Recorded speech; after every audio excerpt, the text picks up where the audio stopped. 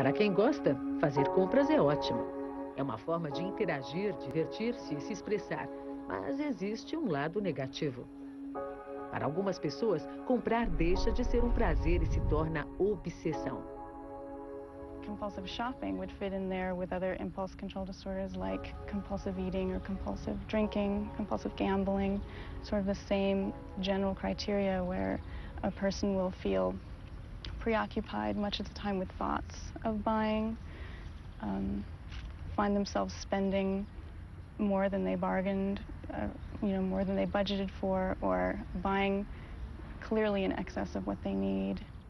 A doutora Heidi Hartston coordena grupo de terapia para compradores compulsivos. There are lots of things like it, but shopping is definitely one thing where you can see something that you want and put your credit card on the table and get it.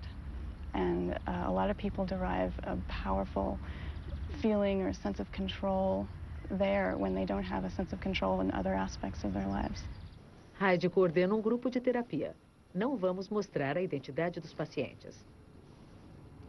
I don't have any place to put the anger or the sadness or whatever, and so I go shopping, and that fills that hole that's in my soul. When I buy something, I actually physical changes, like, my heart races and I start to sweat, and I just think I'm going to die until I hold it and possess it. Em geral, as vítimas são mulheres, mas o grupo de terapia da doutora Hartston mostra que os homens também sofrem desse distúrbio. I tend to use shopping as an excuse to distract myself from doing other things. I'm a lawyer, and when I leave the office because I feel claustrophobic, I'm feeling lonely. I want to share something with somebody.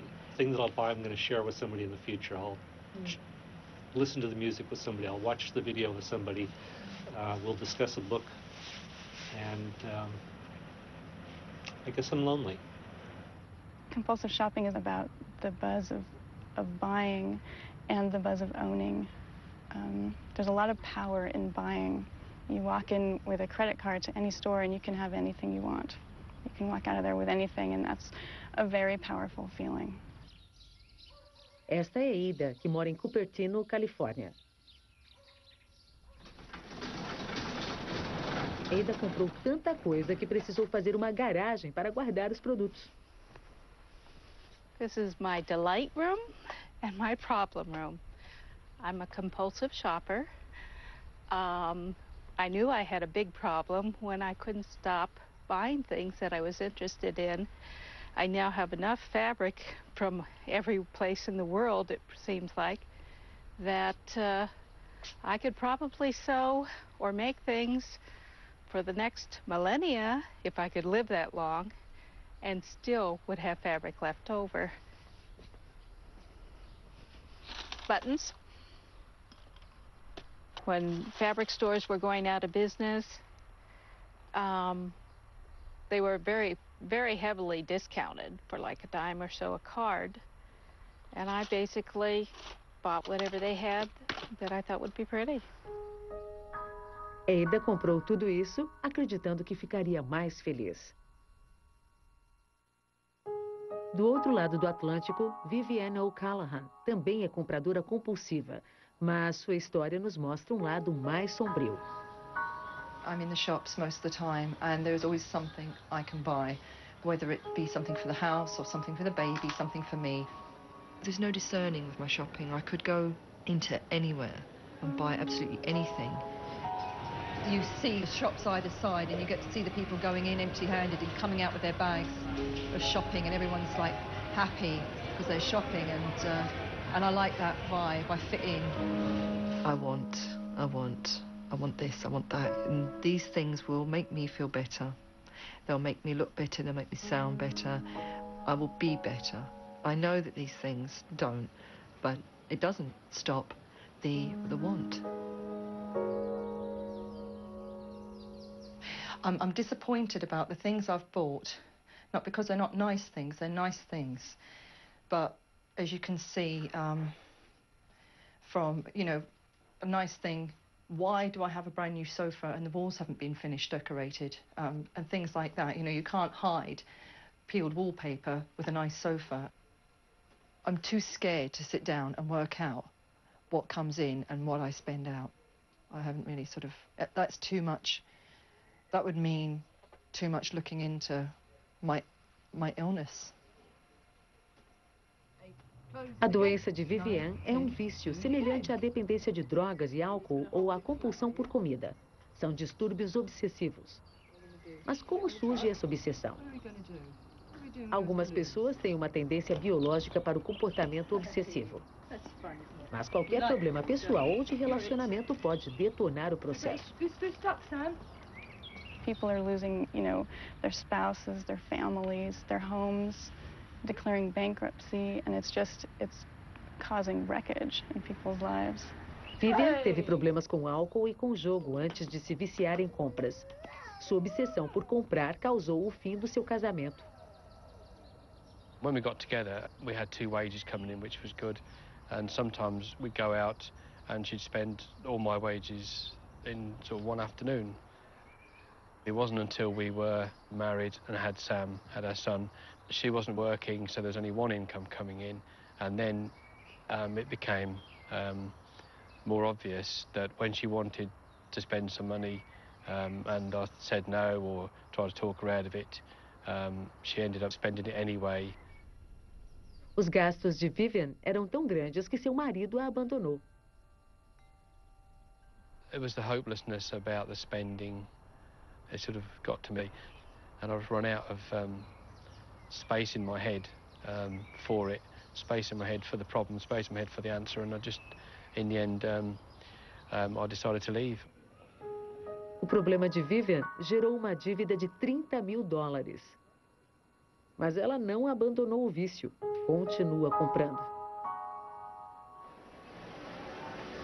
I want to buy a top. You want to buy a top? Yeah. I've seen one I want. I'm going in. Ooh, buzz.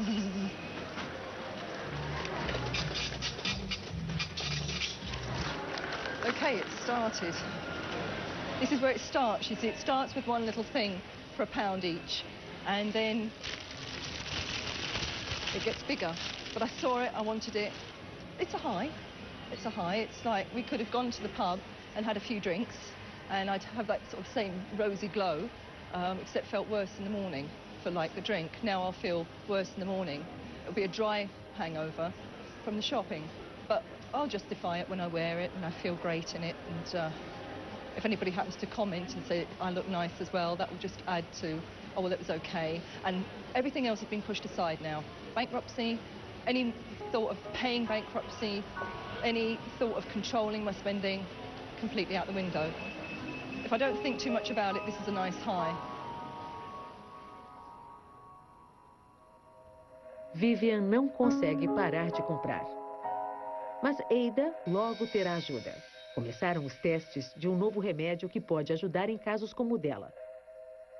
Quando alguém tem distúrbio obsessivo compulsivo, uma das causas pode ser a falta de uma substância chamada serotonina. A ausência de serotonina está relacionada à depressão. E remédios com ação antidepressiva podem ser prescritos para aumentar a absorção de serotonina no cérebro. O remédio é da mesma família do Prozac.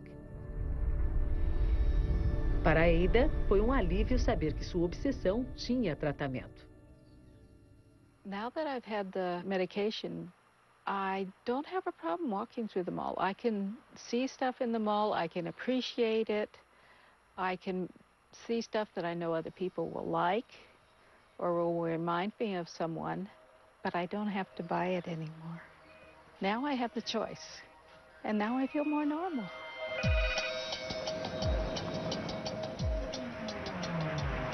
O consumismo chegou a proporções tão altas que para alguns se tornou uma doença. Compramos muito além das nossas necessidades e raramente paramos para pensar sobre isso. A comunidade voluntária pela simplicidade se encontra para discutir. We are living in Never Never Land here. I mean, we are 5% of the planet's population, and we consume 1/3 of its resources. I mean, we're really being pigs about the way we live. We also have in the culture this whole idea of being good to yourself and you deserve. I mean, it's a major part of our advertising, right? You deserve, you deserve, you deserve. I'm a shopper who I'm a consumer who shops every day. And I go to one place for one thing, another place for another thing. And it's a daily, I spend quite a bit of time going to get food. I think that the ritual aspect is enormous because most of us don't go to churches or mosques or synagogues or temples or whatever it is. And you need that. I don't think you can live as a human being. I mean, there is such a craving for ritual, I think. Yes, absolutely. That if you don't do it one way, you're going to do it another way. Right. And Eles têm razão, as mas you were todos saying, nós fazemos isso. Nossos guarda-roupas estão cheios de roupas que não usamos mais, ou que nunca usamos. Os consumidores norte-americanos gastam 116 bilhões de dólares na coleção de primavera, depois na de outono, e repetem o processo no ano seguinte. Os norte-americanos compram quase 750 mil toneladas de alimentos por dia, 365 dias por ano. Grande parte vai parar no lixo e desperdiçamos 200 mil toneladas de alimentos diariamente. Todos nós fazemos isso. Podemos gostar ou não, mas ser consumidor significa fazer parte da sociedade. A rua do comércio ou o shopping são pontos de encontro. Locais onde podemos ver e ser vistos. É a comunidade do século XXI. Nada nos une mais neste mundo do que as marcas internacionais que vestimos. Nada revela mais sobre quem somos ou quem queremos ser do que as coisas que compramos. Uma coisa é certa, nunca estamos satisfeitos. Adoramos comprar. Chova ou faça sol, nós estamos lá, todos os dias comprando.